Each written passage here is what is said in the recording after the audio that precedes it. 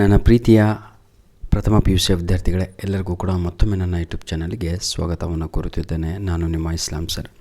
Welcome back to my another informative video. ಕ್ಷಮಿಸಬೇಕ್ರಿ, ಕಣ್ಣೆ ಹುಡುಕಿ ಸಾಕಾಗ್ಬಿಡ್ತು. ಆದರೂ ಕೂಡ I tried my level best to satisfy you. ಆಯಿತಾ, ಬನ್ನಿ ಕ್ವಶನ್. ನಾನು 3 ಪೇಪರ್ ಅಪ್ಲೋಡ್ ಮಾಡಿದ್ದೀನಿ. These 3 papers are enough to get 80 out of 80 in your annual exam.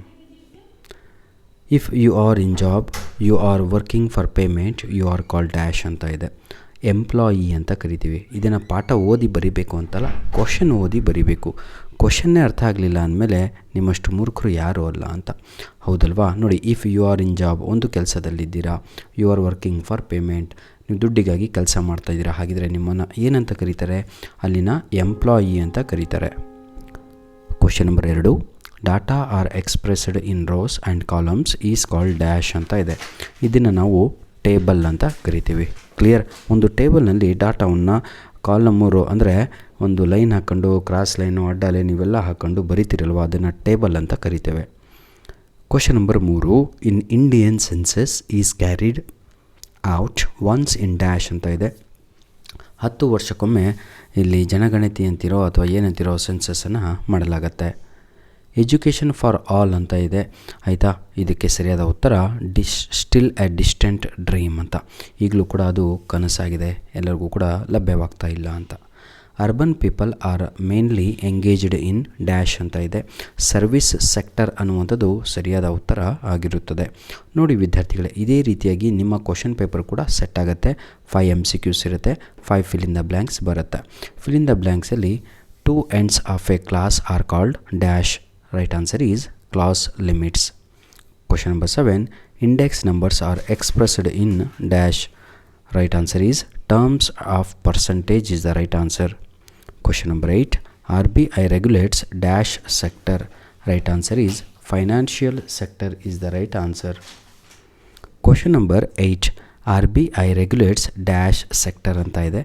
RBI ಅಂದ್ರೆ ಎಲ್ಲರಿಗೂ ಕೂಡ ಗೊತ್ತು, ರಿಸರ್ವ್ ಬ್ಯಾಂಕ್ ಆಫ್ ಇಂಡಿಯಾ ಅಂತ. ಹಾಗಿದ್ರೆ ಇದನ್ನು ನಾವು ಫೈನಾನ್ಷಿಯಲ್ ಸೆಕ್ಟರ್ ಅಂತ ಕರೆಯುತ್ತೇವೆ. Question number 9, dash farming is free from chemicals ಅಂತ ಇದೆ. ಆರ್ಗ್ಯಾನಿಕ್ ಅಂತ. ಇನ್ಆರ್ಗ್ಯಾನಿಕ್ ಅಂತ ಹೇಳಿದರೆ ಫುಲ್ಲು ಕೆಮಿಕಲ್ ಫರ್ಟಿಲೈಸರ್ಸನ್ನು ಯೂಸ್ ಮಾಡಲಾಗತ್ತೆ. ಆರ್ಗ್ಯಾನಿಕ್ ಅಂತ ಹೇಳಿದರೆ ಮ್ಯಾನ್ಯೂರ್ ಯೂಸ್ ಮಾಡುವಂಥದ್ದು. ಹಾಗಾಗಿ ಅದೇ ಉತ್ತರ. Question number 10, in India disguised unemployment can be seen more in dash sector ಅಂತ ಇದೆ. ಎಲ್ಲರಿಗೂ ಕೂಡ ಗೊತ್ತು, ಅಗ್ರಿಕಲ್ಚರ್ ಸೆಕ್ಟರ್ ಅಂತ. ಹೀಗೆ 5 fill in the blanks complete ಆಯಿತು. ಈಗ ನಾವು ಮ್ಯಾಚ್ ದ ಫಾಲೋಯಿಂಗನ್ನು ನೋಡೋಣ ಮಕ್ಕಳೇ. ಪೈಲಟ್ ಸರ್ವೆ ಅಂತ ಇದೆ. Right answer is pre testing of questionnaire ಅಂತ. ಕ್ವಶನ್ ನಂಬರ್ 12, ಅರ್ಥಮೆಟಿಕ್ ಮೀನ್ ಅಂತ ಇದೆ. ಎಲ್ಲರಿಗೂ ಕೂಡ ಗೊತ್ತು, ಆಯಿತಾ. ಎ ಆಪ್ಷನ್ ಅದಕ್ಕೆ ಸರಿಯಾದ ಉತ್ತರ. CPI ಅಂತ ಇದೆ, ಕನ್ಸ್ಯೂಮರ್ ಪ್ರೈಸ್ ಇಂಡೆಕ್ಸ್ ಅನ್ನುವಂಥದ್ದು ರೈಟ್ ಆನ್ಸರ್. ಕೋಟಾ ಅಂತ ಇದೆ, ಇದಕ್ಕೆ a positive development is the right answer. Question number 15, better gender equality ಅಂತ ಇದೆ. ಇದಕ್ಕೆ ಸರಿಯಾದ ಉತ್ತರ ಬಂದು ಕ್ವಾಲಿಟಿ ಆಫ್ ಏನಂತೀರಾ, ಕ್ವಶನ್ ನಂಬರ್ 15ಗೆ ಆಪ್ಷನ್ ಕೋಟಗೆ ಕ್ವಾಲಿಟಿ ಆಫ್ ಇಂಪೋರ್ಟೆಡ್ ಗೂಡ್ಸ್, ಅದು ಬೆಟರ್ ಜೆಂಡರ್ ಈಕ್ವಾಲಿಟಿ. ಇದಕ್ಕೆ ಸರಿಯಾದ ಉತ್ತರ ಎ ಪಾಸಿಟಿವ್ ಡೆವಲಪ್ಮೆಂಟ್ ಅಂತ. Answer the following questions in a sentence or in a word ಅಂತ ಇದೆ. ಈಗ ಪಾರ್ಟ್ ಎನಲ್ಲಿ 3 ಮೇನ್ ನೋಡಿದ್ವಿ. 5 MCQs, 5 fill in the blanks, 5 match the following. Total part A ಬಂದು ನಿಮಗೆ 20 ಮಾರ್ಕ್ಸಿಗಿರುತ್ತೆ. What is economic according to Alfred Marshall ಅಂತ ಇದೆ. According to Professor Alfred Marshall, economics is the study of mankind in the ordinary business of life ಅಂತ. What is scatter diagram ಅಂತ ಇದೆ. A scatter diagram is a useful technique for usual examining the form of relationship between a variable without calculating any numerical value. Question number 18, give the meaning of gross GDP ಅಂತ. Domestic product ಅಂತ. GDP is the market value of all goods and services produced in the country during a year ಅಂತ. Question number 19, expand NCERT, National Council of Research national council of educational research and training, ಇದನ್ನು NCERT ಅಂತ ಕರಿತೇವೆ. Question number 20, give the meaning of non renewable resources ಅಂತ ಇದೆ. Non renewable resources are those which get exhausted with extraction and use ಅಂತ.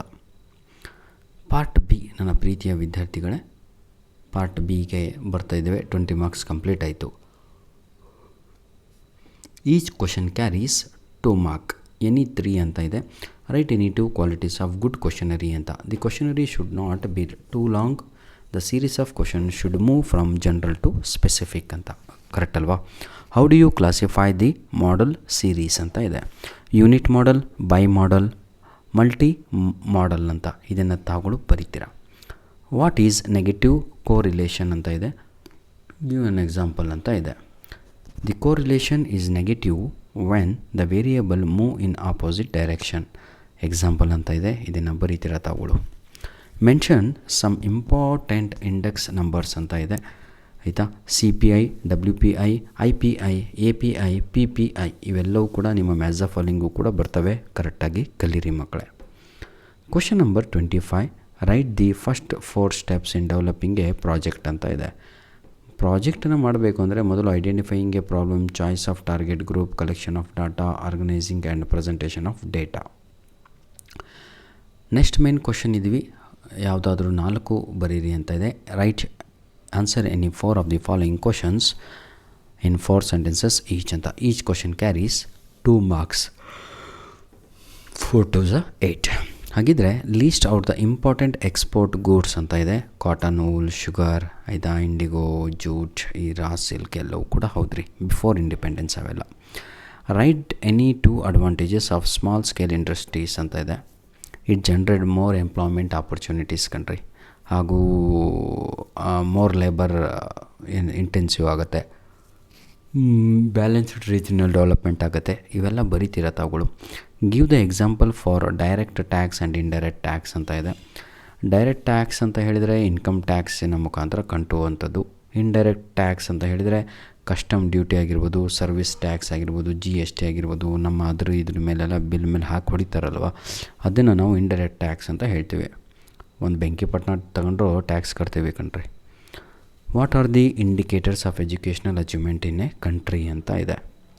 Adult literacy rate, gross enrolment rate, primary education completion rate, youth literacy rate, number of educational institutions. Name the institution source of rural credit ಅಂತ ಇದೆ. ಇದು ಕೂಡ ನಿಮ್ಮ maths of ಫಾಲೋಯಿಂಗಲ್ಲಿ ಜಾಸ್ತಿ ಬರ್ತಾ ಇದೆ.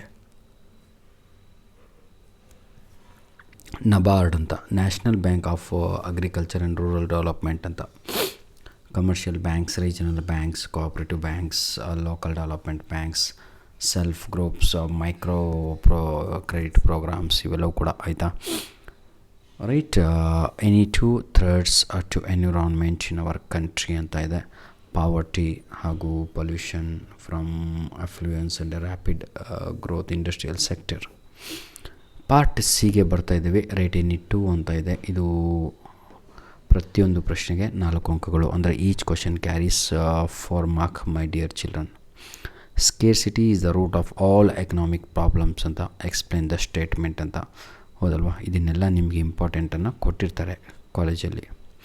ಓದಿ ಕಲಿತು ಬರೀರಿ. ಆಯಿತಾ? ಇದೇ ಬರೀಬೇಕು ಅಂತಲ್ಲ, these are the best answers ಆಯಿತಾ, compare to other things. Difference between continuous and discrete variables ಅಂತ ಇದೆ. ತಾವುಗಳು ಎರಡೂ ಕೂಡ ಒಂದು ಕಾಲಮ್ ಮಾಡಿಬಿಟ್ಟು ಟೇಬಲು ಈ ರೀತಿಯಾಗಿ ಬರಿತಾ ಹೋಗಬೇಕು. ಡಿಫ್ರೆನ್ಸ್ ಬೇಜಾರಾಗ್ಬಿಟ್ರಪ್ಪ. Long time if I sit and do videos sure I will get yawning. ಹೌದಲ್ವಾ? ಯಾನಿಂಗ್ ಅಂದರೆ ಆಕಳಿಕೆ ಅಂತ. Calculate median mode from the following data ಅಂತ ಇದೆ. ಭಾಳ ಈಸಿ ಕಣ್ರಿ, ನಾನೇ ಮಾಡ್ತೀನಲ್ವ ಇದನ್ನು. ಒಂದು ಕಡೆ ಅವ್ರು ಕೊಟ್ಟಿರೋದನ್ನೇ ಬರ್ಕೊಳ್ಳೋದು ಕಣ್ರಿ. ಏನು ಬರ್ತೀರಾ? ವೇಟ್ ಒಂದು ಕಡೆ ಬರ್ಕೊಳ್ಳಿ, ಫ್ರೀಕ್ವೆನ್ಸಿ ಒಂದು ಕಡೆ ಬರ್ಕೊಳ್ಳಿ. ಅದೇ ನಂಬರ್ ಆಫ್ ಪರ್ಸನ್ಸನ್ನು ಫ್ರೀಕ್ವೆನ್ಸಿ ಅಂತ ಕರಿತೀವಿ. ಇದು ಎಕ್ಸು ಅದು ಎಫ್ ಅಂತ ಹಾಕ್ಕೊಂಡು ಕ್ಲಿಯರಾಗಿ ಬರ್ಕೊಳ್ಳಿ. ಅದಾದಮೇಲೆ ಕ್ಯುಮ್ಯುಲೇಟಿವ್ ಫ್ರೀಕ್ವೆನ್ಸಿ ಅಂತ ಇದೆ. ಕ್ಯುಮ್ಯುಲೇಟಿವ್ ಫ್ರೀಕ್ವೆನ್ಸಿ ಅದನ್ನು ಬರ್ಕೊಳ್ಳಿ. ಏನದು? CF ಅಂತ. ಹೌದಲ್ವಾ? ಎಲ್ಲಿದೆಯಪ್ಪ?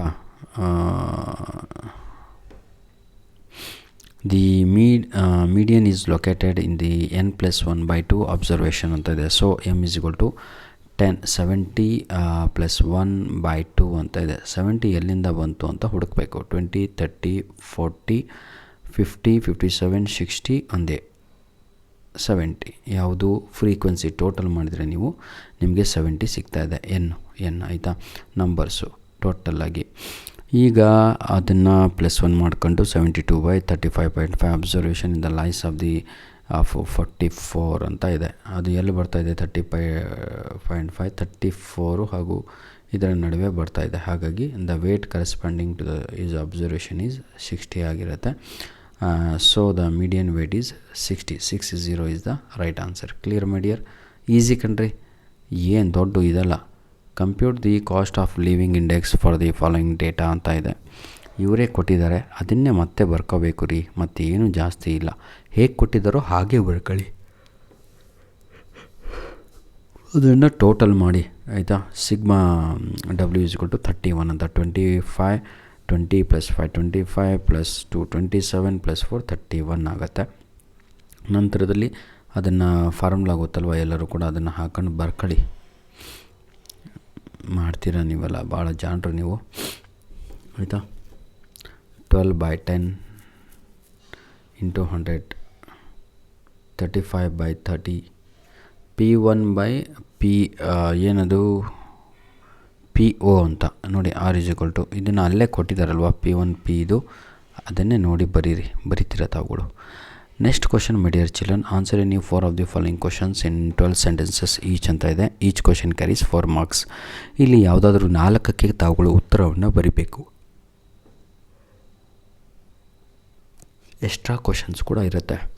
The traditional hand craft industries were ruined ಅಂದರೆ ಹಾಳಾಗಿಬಿಟ್ಟು ಅಂತ under the British rule justifies this statement ಅಂತ ಇದೆ. ಬರೀತೀರ ತಾವುಗಳು ಆಯಿತಾ. ಗ್ರೀನ್ ರೆವಲ್ಯೂಷನ್ ಒಂದು ನೋಟ್ ಬರೀರಿ ಅದ್ರ ಬಗ್ಗೆ ಅಂತ ಇದೆ. ಗ್ರೀನ್ ರೆವಲ್ಯೂಷನ್, ಹಸಿರು ಕ್ರಾಂತಿ ಅಂತ short notes on green revolution. ಇಷ್ಟು ಕೂಡ ಹೌದು. UN ಇಷ್ಟು ದೊಡ್ಡ ಹೌದ್ರಪ್ಪ. Write a note on WTO ಅಂತ ಇದೆ. ಇವೆಲ್ಲ ಫಿಕ್ಸ್ ಕ್ವಶನ್ಸ್ ಆಗಿರ್ತವೆ. WTO ಆಗಿರ್ಬೋದು, ಗ್ರೀನ್ ರೆವಲ್ಯೂಷನ್ ಆಗಿರ್ಬೋದು, ಹಾಗೂ ಇನ್ನೊಂದು ಹೋಯ್ತಲ್ವ, ಎಲ್ಲ 4 ಮಾರ್ಕಿನ ಪ್ರಶ್ನೆಗಳು ಆಗಿರ್ತವೆ. 4 marks questions. Each question carries 4 mark. Education is considered to be an important input ಏನಿದೆ for the development of nation ಅಂತ. ಹೌ ಅಂತ ಇದನ್ನು ತಗೊಳ್ಳು ಜನರಲ್ಲಾಗಿ ಬರೆಯುವಂಥದ್ದು. ಆದರೆ ಕೀ ಪಾಯಿಂಟ್ಸ್ ಇಟ್ಕೊಂಡ್ರೆ ಕಲಿತು ಈಸಿಯಾಗಿ ತಗೊಳ್ಳು ಅದನ್ನು ಡ್ರ್ಯಾಗ್ ಮಾಡ್ಬೋದು.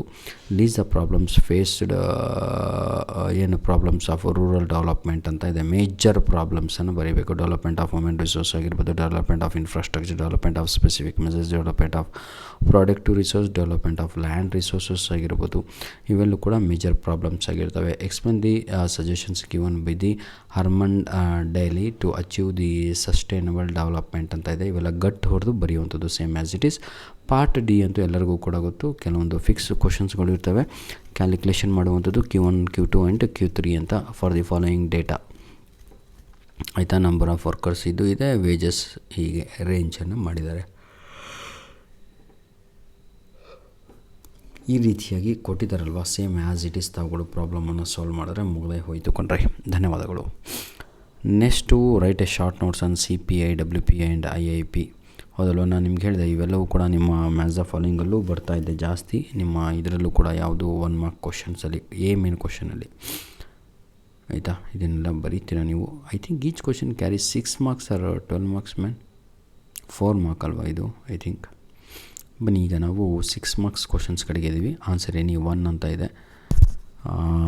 Explain the measures taken by the government to improve the agricultural marketing system ಅಂತ ಇದೆ ಆಯಿತಾ. ಇವೆಲ್ಲ ಮಾಡ್ತಿರೋ ತಾವುಗಳು ಈ ಪಾಯಿಂಟ್ಸನ್ನು ನೆನ್ಪಿಟ್ಕೋಬೇಕು. ಆನ್ಸರ್ ಬರೆಯೋ ಸಮಯದಲ್ಲಿ ಯಾವುದು ಎಸ್ಟಾಬ್ಲಿಷ್ಮೆಂಟ್ ಆಫ್ ರೆಗ್ಯುಲೇಟೆಡ್ ಮಾರ್ಕೆಟ್ಸ್ ಆಗಿರ್ಬೋದು, setting up of cooperative marketing, provision of physical infrastructure ಆಗಿರ್ಬೋದು, minimum support price, emergency of alternative markets. ಇವೆಲ್ಲವೂ ಕೂಡ ತಾವುಗಳು ಏನು ಮಾಡಬೇಕು ಅಂತ ಹೇಳಿದರೆ ಬೈಹೆಟ್ ಮಾಡಿರಬೇಕು. ನಂತರದಲ್ಲಿ ಈ ಪಾಯಿಂಟ್ಸನ್ನು ಯೂಸ್ ಮಾಡಿ ತಾವುಗಳು ಎಕ್ಸ್ಪ್ಲನೇಷನನ್ನು ಬರೀಬೇಕಾಗಿರುತ್ತೆ. 6ಗೆ 6 ಪಾಯಿಂಟ್ಸ್ ಬರ್ಕೊಂಡು ಎಕ್ಸ್ಪ್ಲನೇಷನ್ ಮಾಡಿ.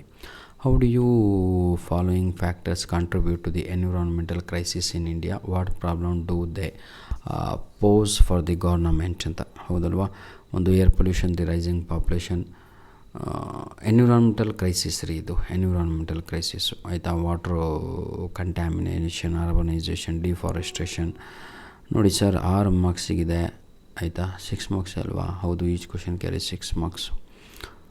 ಬನ್ನಿ ಈಗ ನಾವು 5 ಅಂಕದ ಪ್ರಶ್ನೆಗಳನ್ನು ನೋಡೋಣ. ಪ್ರಾಜೆಕ್ಟ್ ಓರಿಯೆಂಟೆಡ್ ಕ್ವಶನ್ಸ್ ಅಂದರೆ fix questions for your every year annual exams ಅಂತ. As per recorded temperature per 2 hours in a day from 6 AM to 6 PM ಆಯಿತಾ, ಇನ್ ಎ ಡೇ.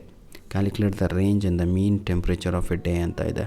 ಒಂದು 6 ಈ ಕಡೆ ಟೆಂಪ್ರೇಚರ್ ಕೊಟ್ಟಿದ್ದಾರೆ, 6 to 8 to 8 to 10 ಈ ರೀತಿಯಾಗಿ. R = L - S ಅಂತ, 30 - 8 ಅಂತ. ಹೈಯೆಸ್ಟ್ 30 ಅಲ್ವಾ, ಅದರಲ್ಲಿ ಮೈನಸ್ ಇರಬೇಕಿದು, ಹೌದಲ್ವಾ? ನಿಮಗೆ ಚೆನ್ನಾಗಿ ಗೊತ್ತುಕೊಂಡ್ರು, ನಾನು ಸುಮ್ಮನೆ ಏನೋ ಕತೆ ಹೇಳೋದಲ್ಲ. Write a note on census ಅಂತ ಇದೆ. ಸೆನ್ಸಸ್ ಅಂದರೆ ಇಡೀ ದೇಶದ ಒಂದು ಅದನ್ನು ಅಂದ್ಕೊಂಡಿರೋ. ಆಮೇಲೆ ಇದು ಸ್ಟಾಕ್ ಮಾರ್ಕೆಟ್ ಇದಲ್ವ, ಅದರದ್ದು ಸೆನ್ಸೆಕ್ಸ್ ಅಂತ ಹೇಳಿದರೆ short form of Bombay stock exchange ಅಂತ ಕರಿತೀವಿ. Sensitive index with 97 as base ಅಂತ. The value of a sensex is with reference to the period. The sensex is the benchmark index of the Indian stock market. It consists 30 stocks which represent 13 different sectors of the economy. These 30 companies are known as blue chip companies. 30 component companies listed are leaders in the respective industries selected on the basis of their financial soundness and performance. ಇವೆಲ್ಲ ಬರಿತಿರಪ್ಪ. Prepare a list and the cause of land degradation in India ಅಂತ ಇದೆ ಆಯಿತಾ. ಇಷ್ಟು ಪಾಯಿಂಟ್ಸನ್ನು ತಗೊಳ್ಳು, ಗಟ್ ಹೊಡಿಬೇಕು ಇದನ್ನೆಲ್ಲ. I think paper is completed. ಧನ್ಯವಾದಗಳು. All the best my children. God bless you all. ನಾನು ಅಪ್ಲೋಡ್ ಮಾಡಿರುವಂಥ 3 ಈ ಕ್ವಶನ್ ಪೇಪರ್ಗಳು ಸಾಕು. 80 out of 80 ತಗೊಳ್ಳು ನಿಮ್ಮ ಆ್ಯನ್ಯುವಲ್ ಎಕ್ಸಾಮಲ್ಲಿ ತೆಗಿಬೋದು. ಧನ್ಯವಾದಗಳು ವಿದ್ಯಾರ್ಥಿಗಳೇ. God bless you all.